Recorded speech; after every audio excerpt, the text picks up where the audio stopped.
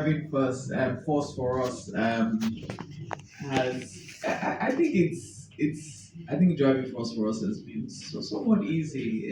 It's just knowing that there is a gap and there is a need, and that need, for as long as that need exists and for as long as we are capable and able, we'll show up. So that has been the driving force for us. As an organization, we run a no discriminatory policy on hiring. And as you know, it's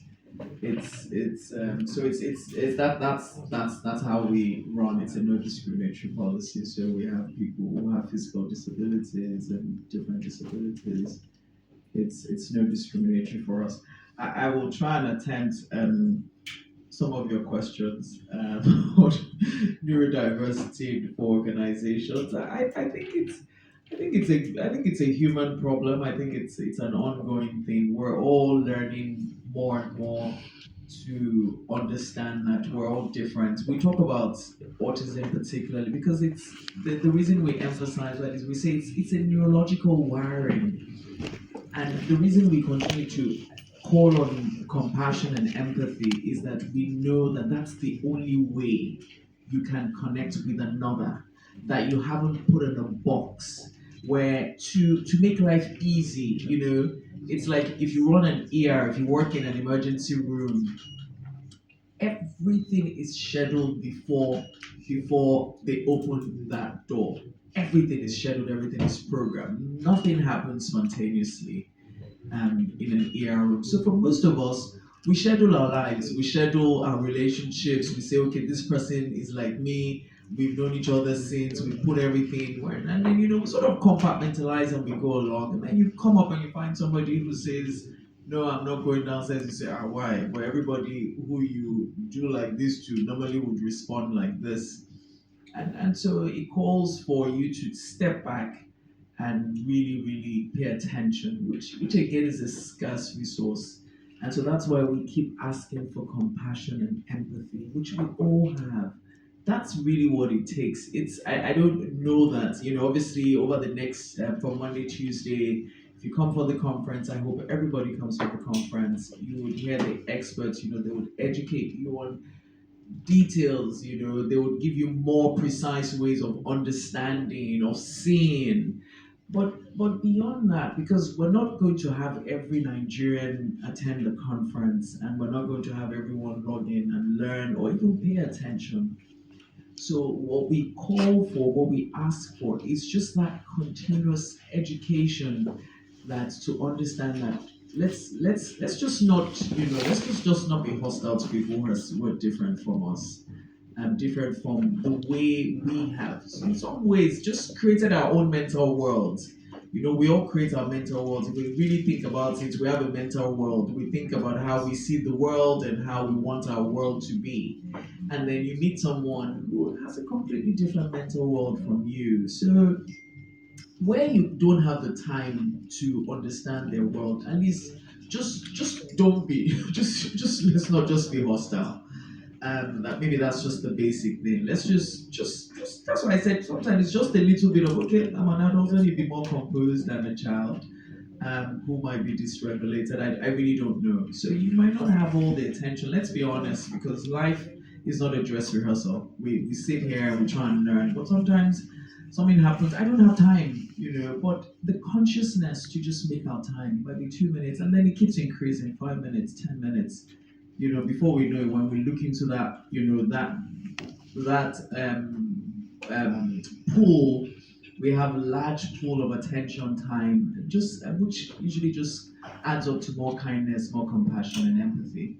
And so like I said, we might not be able to solve all the problems, but whatever we can give in our spaces. So like Sholakwe said, it might be you going back and telling somebody, oh, this is how to do it. This is what I learned. I saw a mother. Oh, she was so patient. Oh no, Nisuru, be patient. You to be patient with this child. Are you sure? Look at this child. Don't bring the weight of your expectation to that child.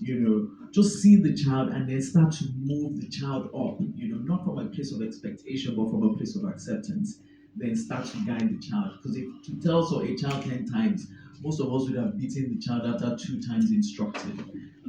So but now a child now requires 15 times, and then it's the 16th time he makes the turn. You're like, oh God, help me with this patient, help me to, and then so I don't know if we've answered um, all your questions. Urgent things that should be actions that should be taken from a government perspective. A lot of actions need to be taken. Schools need to be inclusive. The teachers need to understand. And you find the funny thing. I was telling my colleague of mine, I was telling Tosin that there was a book somebody wrote. One of our partners had forgotten, and I gave it to my young children to read. And you find that children um, can quickly show empathy.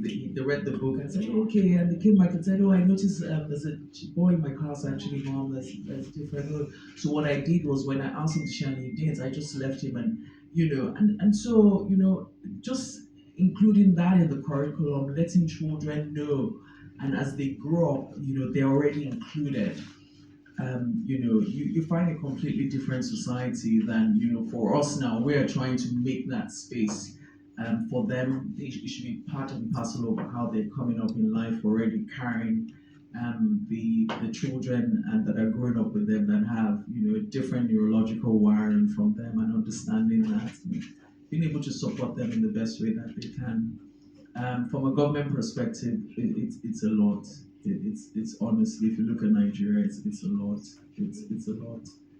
Let's be honest, it's a lot. I don't know if anyone here can maybe give perspective, but it's a lot. Thank you very much, Chioma, for your question. Slogan to action. I went to as a mom and a professional. So you heard the slogan for this week, this year's, but how are you, Chioma, going to activate it in your workplace? That's the question I'm asking. So I'm throwing it back to you. And like I've said, one of the key things I believe strongly is that you're just one person out of maybe 500 employees.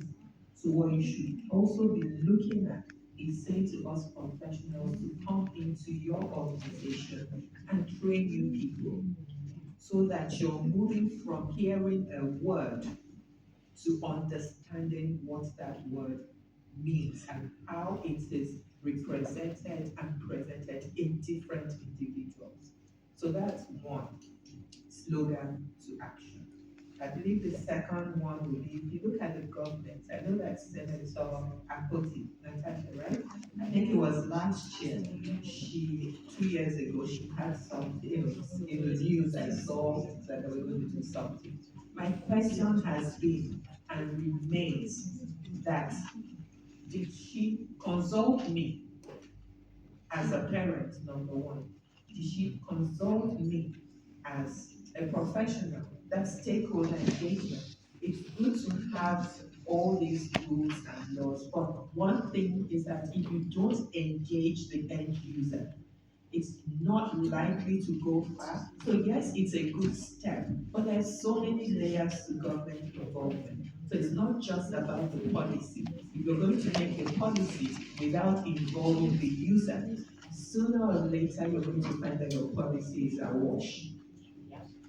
Therefore, my appeal to government is that they engage with us parents and professionals as stakeholders so that we can make progress. There is nowhere in the world that you see things, the people that we look up to, that they have services that was driven by government. It's all been driven by the end users. It's been driven, I repeat that, by the end users, backed by the government.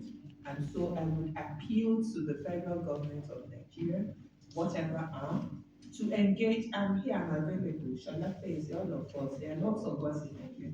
Engage with us so that we get it right. If you look at the disability act that was passed many years ago, everything in there is still about physical disability. And that is crucial. You don't see my brain, but you see what my brain tells me to do. And that's what autism is. Neurodevelopmental. So until you engage us properly, you're not going to be able to put policies in place that will benefit us.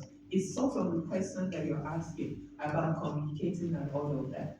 We need to move from physical disabilities to the unseen disability, which is what autism is. I hope that Chioma is taking notes and you're going to be inviting us to what newspaper are you using? Independence, Daily Independent, to come and train your staff on some of these things. Okay? I'm waiting, no, I'm waiting. I'm very serious to all of you here. Thank you.